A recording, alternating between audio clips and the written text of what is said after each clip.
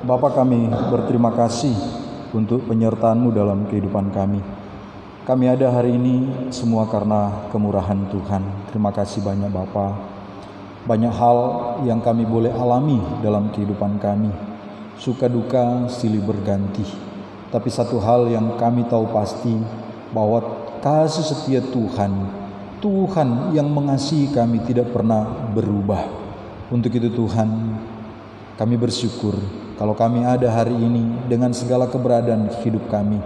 Walaupun mungkin kami memiliki tantangan, pergumulan, tapi kami bersyukur punya Allah yang setia, yang tidak pernah membiarkan kami. Ini kami Bapa menyerahkan waktu pemberitaan firman-Mu ke dalam tangan Tuhan. Tolong kami semua, sehingga apa yang kami dengar, apa yang kami baca, bahkan apa yang kami lihat, boleh menguatkan kami di dalam perjalanan hidup kami mengiring Kristus Yesus Tuhan. Ini kami Bapa menyerahkan semuanya dalam nama Tuhan Yesus Kristus. Amin. Shalom. Shalom. Selamat siang. Selamat siang. Ya, selamat ulang tahun untuk Gereja Kemah Injil Indonesia yang ke-93. Bersyukur untuk semuanya. Dan kita tahu ketika kita menjalani hari-hari kehidupan kita, itu semua adalah di dalam anugerah Tuhan. 90 tahun itu merupakan usia yang kalau di dalam kategori manusia, usia yang sudah cukup tua. Artinya usia 90 tahun paling tidak sudah punya anak, punya cucu, bahkan sudah punya cicit. Banyak pengalaman-pengalaman hidup yang sudah dilewati. Nah, Gereja Kemah Injil Indonesia pun secara organisasi kita bersyukur 93 tahun sudah dilewati, dan kita boleh bersama-sama warga Gereja Kemah Injil Indonesia melihat bagaimana karya Allah melalui lembaga ini, yang dimana kita boleh menjadi saksi, boleh menjadi pembawa kabar baik, kabar sukacita, baik melalui sikap hidup kita, tutur kata kita, maupun apa yang kita boleh lakukan, kita berikan kepada orang-orang yang ada di sekitar kita. Kita bersyukur. Saya juga bersyukur secara pribadi, Tuhan sudah sertai 43 tahun bertepatan dengan hari ulang tahun Gereja Kemah Injil Indonesia. Bapak Saudara, setiap kali kita menikmati satu kesempatan yang Tuhan berikan kepada kita, terkhusus ketika kita merayakan ulang tahun, apa hal utama yang patut kita syukuri? Ayo, apa? Ada apa? Ketika berulang tahun, hal yang paling utama yang patut disyukuri apa? Yang berulang tahun kemarin kakaknya. Ayo, Kak, apa Kak? Dapat hadiah. Hadiah handphone ya. Sehingga boleh bermain. Bapak Saudara, dulu setiap kali saya berulang tahun, yang saya lakukan adalah kumpul bersama-sama dengan teman-teman, makan dan minum. Bahkan hal yang menyedihkan adalah minum minuman keras sampai mabuk-mabukan ketika merayakan ulang tahun, dengan satu tujuan untuk mensyukuri, bersukacita bersama-sama dengan teman-teman karena saya berulang tahun, makan minum. Apakah itu hal yang paling utama ketika kita mendapati berkat Tuhan yang Tuhan berikan kepada kita, khususnya ketika kita berulang tahun? Yang saya renungkan adalah itu bahkan bukan kita mensyukuri, tetapi itu menyalahgunakan berkat yang Tuhan berikan kepada kita. Ketika Tuhan tambahkan usia kepada kita, kita melakukannya dengan makan minuman keras, pesta pora, itu tidak menyenangkan Tuhan.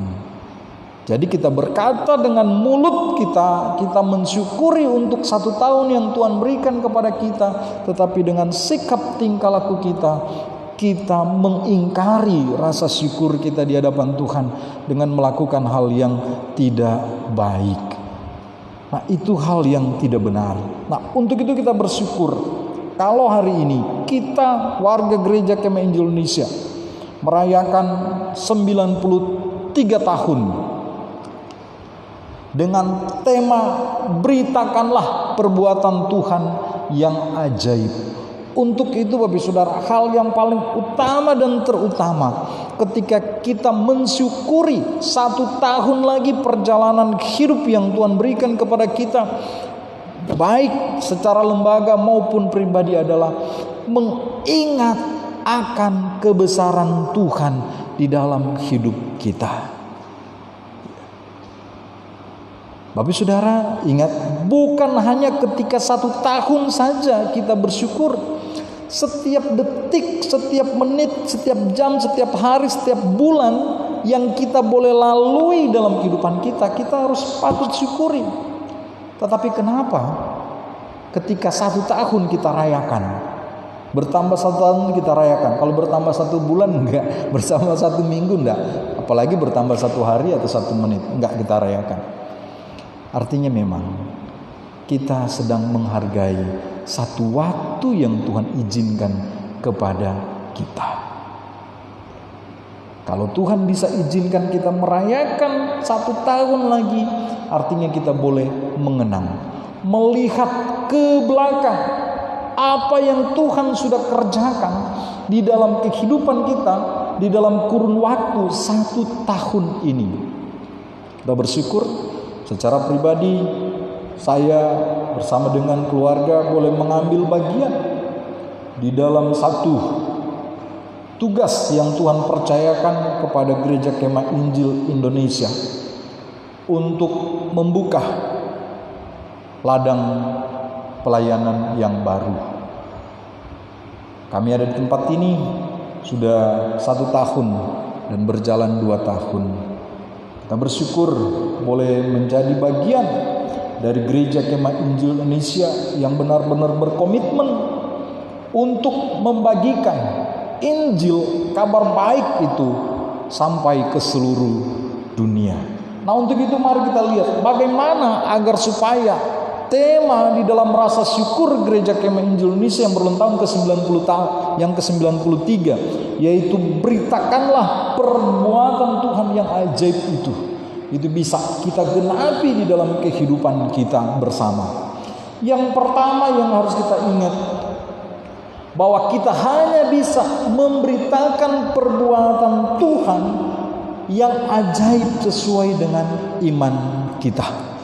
Kita hanya bisa memberitakan perbuatan Tuhan yang ajaib itu sesuai dengan iman kita, merujuk kepada iman. Ibrani pasal 11 ayat yang pertama itu di situ dikatakan iman adalah dasar dari segala sesuatu yang kita harapkan dan bukti dari segala sesuatu yang tidak kita lihat. Dan iman itu menyangkut elemen intelektual, pengetahuan kita akan siapa Tuhan kita. Artinya Bapak Saudara, kita hanya bisa memberitakan perbuatan-perbuatan Tuhan yang ajaib berdasarkan apa yang kita ketahui tentang perbuatan Tuhan ajaib yang Dia lakukan dalam kehidupan kita.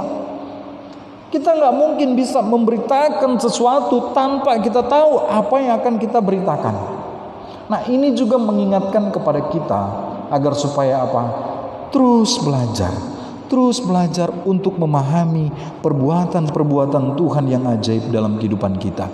Sehingga ketika kita bertemu dengan orang, kita bisa menceritakan apa yang kita ketahui dari perbuatan Tuhan yang ajaib itu.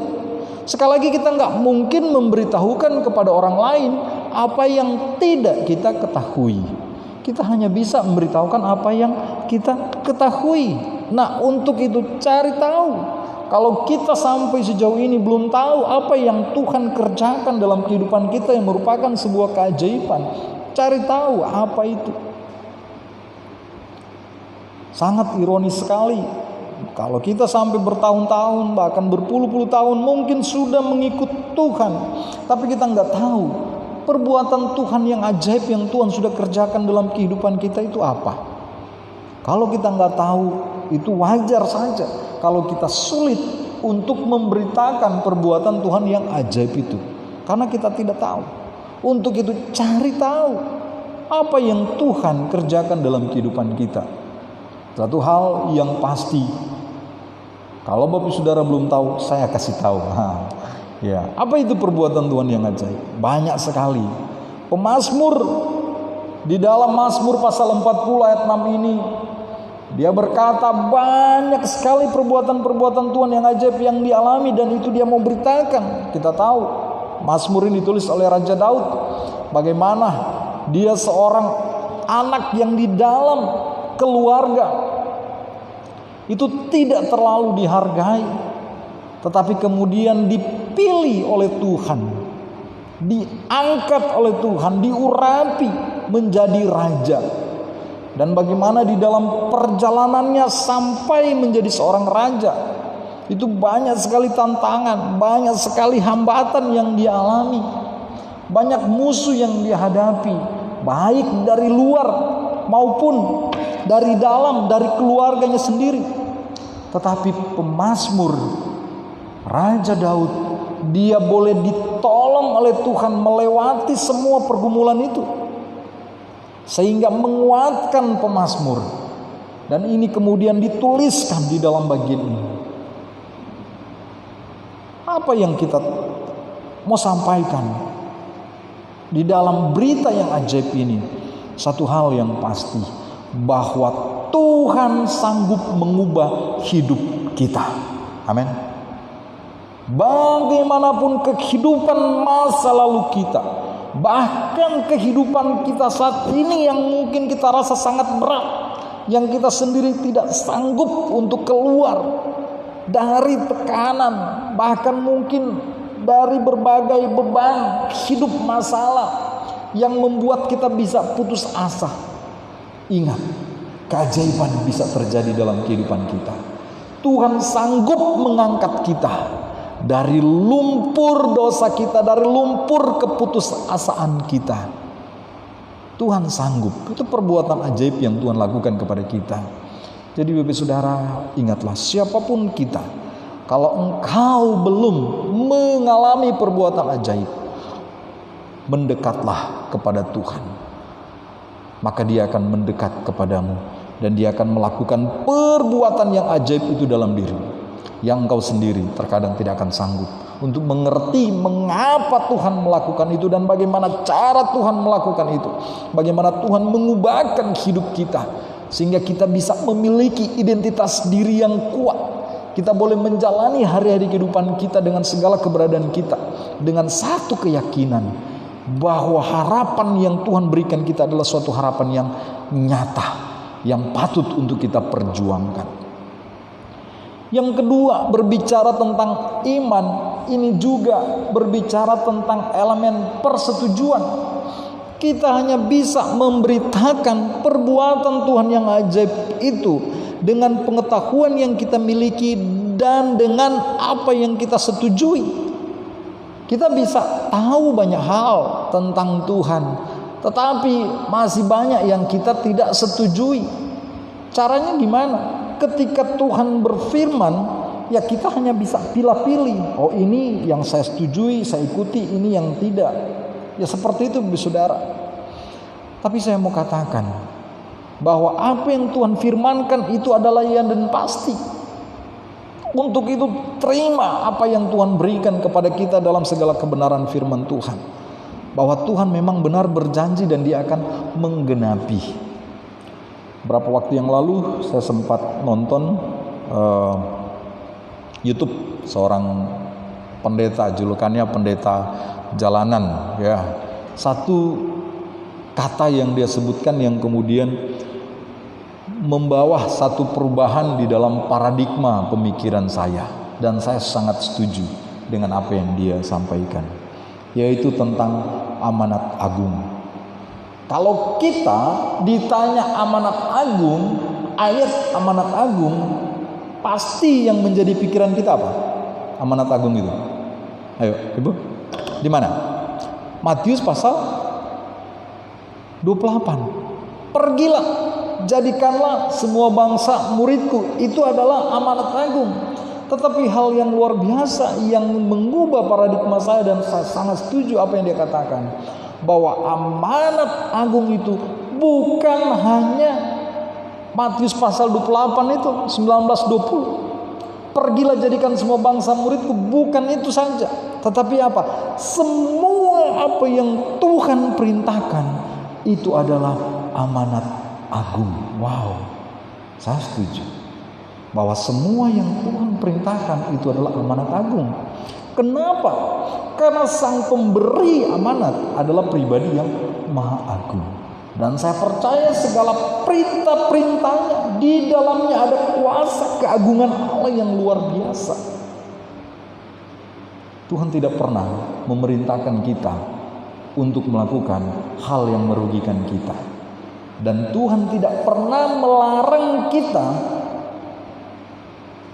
untuk melakukan hal yang kemudian menguntungkan kita.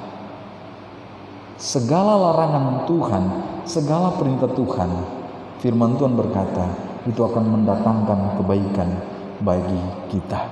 Saya sangat bersyukur sekali ketika mendengarkan bagian ini, boleh mengingatkan saya kembali bahwa segala apa yang Tuhan firmankan itu merupakan amanat agung. Artinya yang wajib kita lakukan bersama. Karena pemberitaan Injil bukan saja kita pergi dalam satu kondisi khusus karena diutus pergi untuk kemudian memberitakan kabar baik, tidak. Tetapi dimanapun kita pergi dan berada, kehendak kita, hati kita, tutur kata kita, sikap hidup kita seharusnya mencerminkan akan kabar baik itu sendiri. Sehingga orang-orang yang ada di sekitar kita, bukan saja mereka mendengar, melihat, tapi mereka juga bisa merasakan secara langsung bagaimana perbuatan ajaib Tuhan itu yang mengubah hidup kita, itu bisa menyentuh mereka juga secara langsung. Melalui apa? Melalui kehadiran kita. Bukan hanya sekedar tutur kata kita, tapi melalui sikap kita. Apa yang kita lakukan, kita berikan kepada mereka. Itu juga merupakan satu wujud ketika kita mau memberitakan perbuatan Tuhan yang ajaib itu. Kenapa? Karena Tuhan sudah mengubah hidup saya. Itu satu hal yang ajaib. Sehingga ketika orang melihat di tengah pandemi ini, kenapa kita masih tetap bersuka cita? Kenapa kita masih terus berjuang dengan penuh harapan tanpa putus asa? Karena kita tahu kita punya Tuhan yang sudah melakukan perbuatan yang ajaib, yang sudah mengubah hidup kita. Dan ada harapan yang Tuhan siapkan bagi kita. Ada janji-janji Tuhan yang memang akan kita raih. Sehingga kita boleh terus berjuang dan berjuang. Ini akan memberikan sukacita, kekuatan di dalam kesaksian kita ketika kita memberitakan kabar baik, perbuatan Tuhan yang ajaib. Dan yang ketiga, berbicara tentang iman, itu berbicara juga tentang pengandalan. Sekali lagi, kita hanya bisa memberitakan perbuatan Tuhan yang ajaib kalau kita punya pengetahuan yang benar tentang apa yang Tuhan lakukan dalam kehidupan kita. Kita setuju dengan segala perintah, kebenaran firman Tuhan. Dan yang ketiga, kita hanya bisa memberitakan perbuatan Tuhan yang ajaib kalau kita mau mengandalkan Tuhan. Tanpa pengandalan kepada Tuhan, maka kita akan mengalami berbagai perasaan yang akan menghambat kita untuk menceritakan kabar baik ini, perbuatan Tuhan yang ajaib ini kepada orang-orang yang ada di sekitar kita. Ingat Bapak Saudara, kita ada untuk memberitakan kabar baik, kabar sukacita, bukan untuk menjadikan orang supaya beragama Kristen. Wah, itu berbeda sekali. Mengapa saya katakan berbeda? Karena banyak yang saya dapati orang yang beragama Kristen, tetapi tadi belum punya pengetahuan akan kebenaran Tuhan itu, akan perbuatan Tuhan yang ajaib yang terjadi dalam kehidupannya.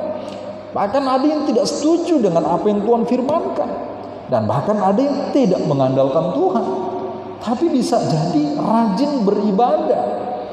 Nah, kita di dalam bagian ini ketika kita mau memberitakan perbuatan Tuhan yang ajaib, kita benar-benar mau mengandalkan Tuhan. Artinya apa? Ketika kita memberitakan ini, kita memberitakan bagaimana kasih Tuhan yang sempurna dalam hidup kita, yang sanggup mengubah hidup kita bagi orang ini. Bukan untuk sekedar supaya datang ke gereja, tidak. Tetapi supaya orang-orang ini punya pengetahuan benar, yang benar tentang Allah. Dia setuju apa yang Allah lakukan, dan dia mau menyerahkan hidupnya untuk mengandalkan Tuhan. Bukan untuk mengandalkan kita, bukan untuk kemudian menaruh rasa percayanya kepada kita, walaupun itu penting sebelum dia datang kepada Tuhan. Tetapi itu bukan tujuan yang utama. Tujuan yang utama adalah supaya orang boleh datang, percaya kepada Tuhan dan mengandalkan Tuhan. Maka genaplah firman Tuhan. Setiap mulut akan mengaku bahwa Yesus adalah Tuhan. Setiap lutut bertelut menyembah Yesus yang adalah Raja segala raja. Oke, itu bagian yang pertama. Bagian yang kedua, saudara, berita tentang perbuatan Tuhan yang ajaib harus disertai dengan sikap dan gaya hidup yang benar dari pemberita. Jadi sekali lagi, saudara, kabar baik yang ingin kita beritakan tentang perbuatan-perbuatan ajaib yang Tuhan kerjakan dalam hidup kita, itu harus disertai dengan sikap hidup yang benar dari pemberita itu sendiri. Kita bisa berkata-kata tentang hal-hal yang indah, hal-hal yang luar biasa tentang apa yang Tuhan kerjakan dalam kehidupan kita. Tetapi ketika orang melihat sikap hidup kita, tutur kata kita, perkataan kita tidak seperti apa yang Tuhan firmankan, maka mereka akan berpikir dua kali, benar enggak apa yang dia katakan. Ya. Bapak Saudara, pandemi ini juga mengingatkan kita untuk kembali introspeksi diri. Apa yang sudah Tuhan lakukan dalam kehidupan kita? Terlalu banyak, terlalu besar. Walaupun sampai sekarang mungkin kita mengalami berbagai tantangan, bahkan kondisi yang menyedihkan. Tapi saya mau katakan, kalau kita masih ada saat ini, itu bukti nyata kemurahan Tuhan dalam kehidupan kita. Kalau kita masih bernafas, kalau kita masih sehat, kalau kita masih bisa beraktivitas, walaupun keadaan tubuh lemah, semua itu adalah bukti bahwa Tuhan mengasihi kita dan masih ada hal yang Tuhan ingin berikan kepada kita. Dan bahkan ketika kita mengakhiri hidup kita ini, Tuhan sudah menyediakan yang terbaik bagi kita. Apa yang tidak patut kita syukuri dari segala perbuatan Tuhan? Nah, untuk itu ketika kita melihat kembali apa yang Tuhan telah kerjakan dalam kehidupan kita, kiranya itu juga boleh kita wujudkan dengan cara apa? Mengikuti apa yang Tuhan perintahkan di dalam kitab suci. Menjadikan apa yang Tuhan perintahkan dalam kehidupan kita sebagai amanat agung. Sesuatu yang memang kita perlu lakukan. Ketika kita membaca firman Tuhan, Tuhan berkata, kasihilah sesama manusia. Wajib kita kasihi, itu amanat agung. Itu perintah yang Tuhan berikan kepada kita. Bantu mereka, tolong mereka. Itu adalah amanat agung yang Tuhan perintahkan kepada kita. Dan yang terakhir, apapun yang kita lakukan, percayalah bahwa Tuhan lebih daripada sanggup untuk melakukan perbuatan-perbuatan yang ajaib, yang lebih besar daripada apa yang kita pikirkan. Benar, kita hanya bisa memberitakan apa yang Tuhan taruh dalam kehidupan kita, apa yang kita tahu tentang Tuhan, apa yang kita setuju dan apa yang kita andalkan. Tapi saya mau katakan, Tuhan sanggup melakukan lebih daripada itu ketika kita mau taat, ketika kita mau melangkah untuk apa? Menyenangkan hati Tuhan. Bapak Saudara, saya percaya sama seperti saya, kami di tempat ini, kita di tempat ini mengalami berbagai tantangan. Banyak saudara-saudara kita di luar sana mengalami banyak tantangan. Bahkan terkadang kita merasa kita memberitakan, kita menyampaikan sesuatu yang seolah-olah sangat sulit untuk dicapai. Tapi saya mau katakan, ketika kita mau melangkah untuk menyenangkan Tuhan, mau taat kepada Tuhan, maka Tuhan lebih daripada sanggup untuk melakukan sesuatu yang terkadang kita nggak pernah pikirkan itu bisa terjadi dalam kehidupan kita. Maka firman Tuhan digenapi, apa yang tidak pernah muncul di dalam pikiran kita, di dalam hati kita, itu semua Tuhan sediakan bagi semua orang yang percaya dan mengasihi Tuhan. Kiranya Tuhan menolong kita dengan usia Gereja Kemah Injil yang ke-93, dengan waktu yang Tuhan berikan kepada kita, untuk kita mengingat kembali bahwa Tuhan sudah melakukan perbuatan yang besar bagi kita. Tuhan sudah mau mati bagi kita di kayu salib. Tuhan sudah memberikan kita hidup yang baru. Tuhan sudah berjanji menyertai kita selamanya sampai kesudahan. Dan Tuhan sudah menyediakan tempat yang terbaik bagi kita di dalam kekekalan. Kita sedang menuju ke sana. Apa yang kita mau lakukan sebelum sampai masa waktu kita ke sana? Beritakanlah perbuatan Tuhan yang ajaib itu dalam kehidupan kita. Caranya seperti apa?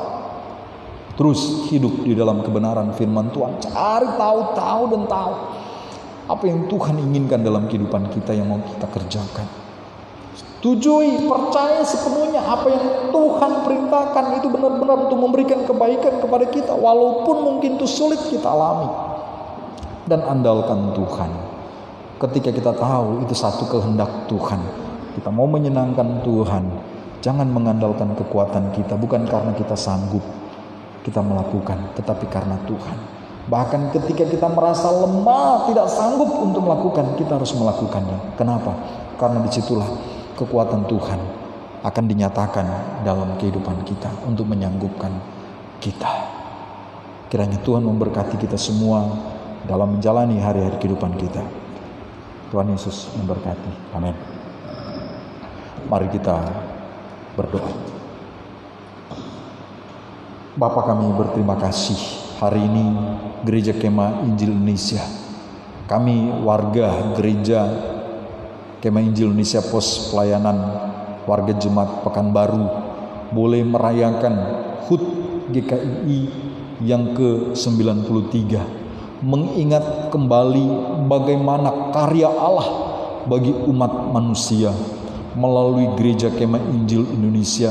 Pribadi-pribadi yang diubahkan oleh Tuhan, yang mengalami perbuatan Tuhan yang ajaib, sehingga mereka boleh datang ke Indonesia dan memberitakan perbuatan Tuhan yang ajaib itu, sehingga banyak orang yang boleh percaya dan kemudian juga boleh mengalami keajaiban Tuhan dalam hidupnya, mengubahkan hidupnya.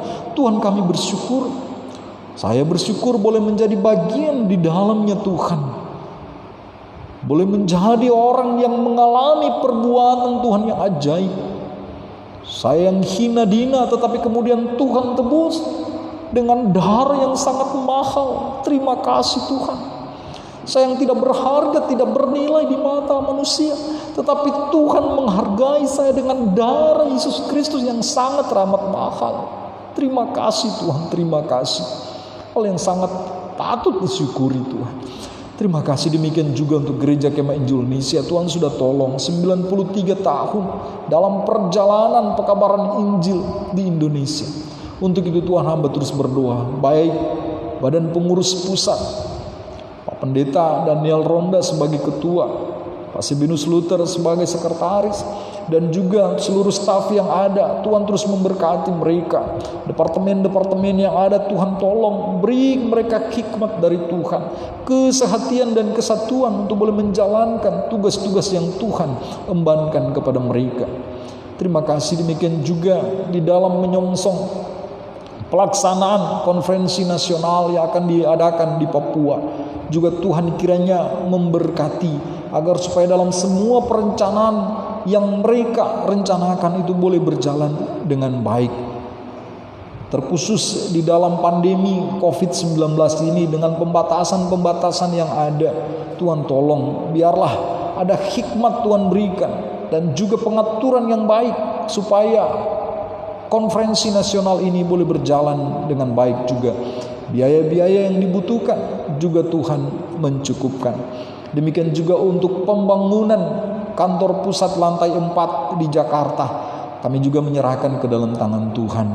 Membutuhkan biaya, dana untuk pelaksanaan pembangunan ini. Tuhan memberkati agar supaya dana tercukupkan sehingga pembangunan boleh berjalan dengan baik, gedung boleh terselesaikan dengan baik untuk menjadi fasilitas untuk kegiatan-kegiatan Gereja Kemah Injil Indonesia. Terima kasih Tuhan.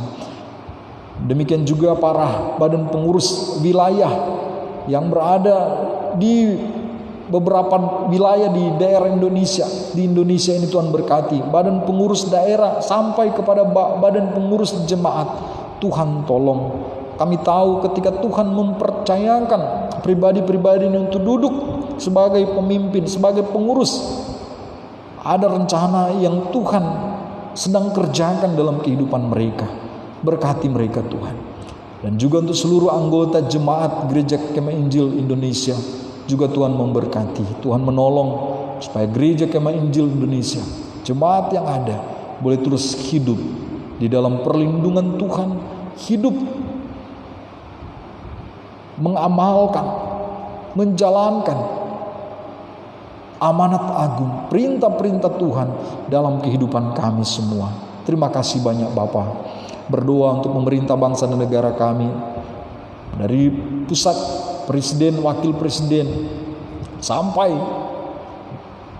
ke pemerintah-pemerintah daerah, bahkan pemimpin RT yang ada. Tuhan tolong, biarlah mereka juga boleh menjalankan tugas dengan baik. Terima kasih banyak Bapa. Berdoa bagi jemaat kami yang tidak bersama-sama dengan kami, yang sedang menjalankan tugas di luar daerah, yang sedang dalam perjalanan keluar kota, juga Tuhan memberkati mereka. Tuhan melindungi sehingga apa yang menjadi tujuan mereka di luar kota, tugas-tugas mereka, semuanya boleh berjalan dengan baik dan mereka boleh kembali dalam keadaan selamat. Terima kasih Tuhan. Berdoa bagi mereka yang sedang dalam penderitaan, sakit, penyakit, bahkan penderitaan-penderitaan yang lain, fisik, penderitaan mental. Tuhan tolong, biarlah mereka juga boleh mendapatkan kekuatan. Terima kasih banyak Bapa. Ini kami bersyukur untuk semuanya. Di dalam nama Tuhan kami Yesus Kristus. Amin.